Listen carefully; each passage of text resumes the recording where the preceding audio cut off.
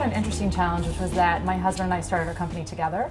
And interestingly, a lot of investors did not want to invest in a company run by a couple. I think they felt that there would be blurred lines of reporting and or a potential of the relationship to break apart and the business would follow.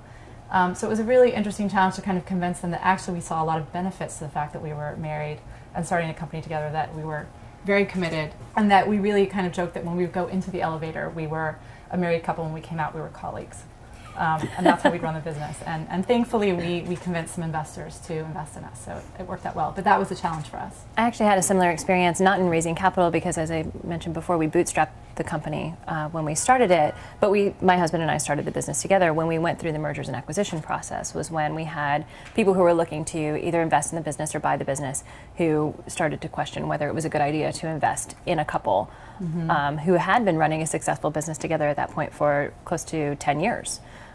So you would think, like, we've proven that we can do this, and it was still actually a lot of concern. Some of the same, you know, what happens if you guys break up? What happens if are you going to be able to report to each other?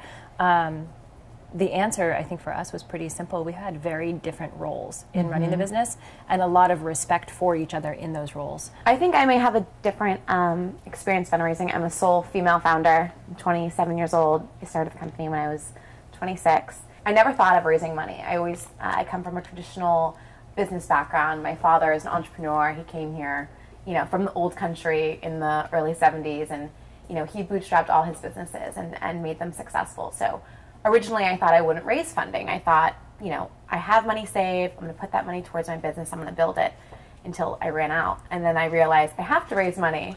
And going out was a really interesting experience, going out and fundraising. Particularly because I was a non-technical founder building a tech company focused on women and weddings, which was where my expertise was. And I think I got a little bit of pushback saying, you know, yes, you understand this vertical, but can you actually build a technology company without a technical background?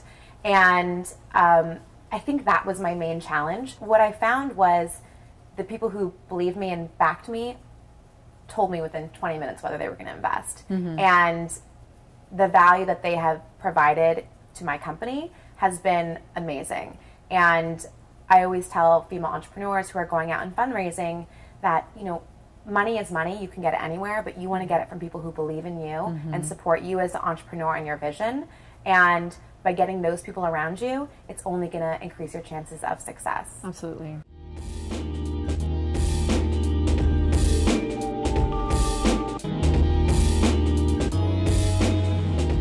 So what's really interesting to me about technology and media is that they're fusing and they're becoming the same thing. And New York is an amazing epicenter for media and technology now. So when I started my company, I originally thought, we're a media company powered by technology. And then I slowly realized that the technology really was what our company was. And so going out to networking events and meeting people, which is a majority, you know, male, and mostly developers, I think they were taken aback when I would say, oh, I'm the founder of, you know, Leverly, or I have a tech company. And they always ask, where's the guy who's building it? And I was offended by that. I said, I can do this on my own. But I think that, you know, in any industry, when you're a newcomer, you have to prove yourself. When we started Morpheus, there was people running away from doing what we were doing. We were the brave souls who said, we can still do this. We still believe that online advertising has an opportunity and that there's a place for it and that the internet isn't going away. And so luckily, we were right. So far, that's worked. Part of the challenge that I think we're facing with women in technology is the fact that there are fewer and fewer women going into technology in school. There's something about teaching these young women that science and math and computers are a field for them. And we've seen over the past 5 years that there's actually been a decline in the number of women who are going in for technology degrees. MIT has seen a decrease, Stanford has seen a decrease. I think it's an opportunity for us to actually rethink how we train our daughters. I think mentorship is one of the most important things to inspiring and just giving women access to networks that maybe they don't have access to. There's a great Madeleine Albright quote where she says there's a special place in hell for women who don't help other women.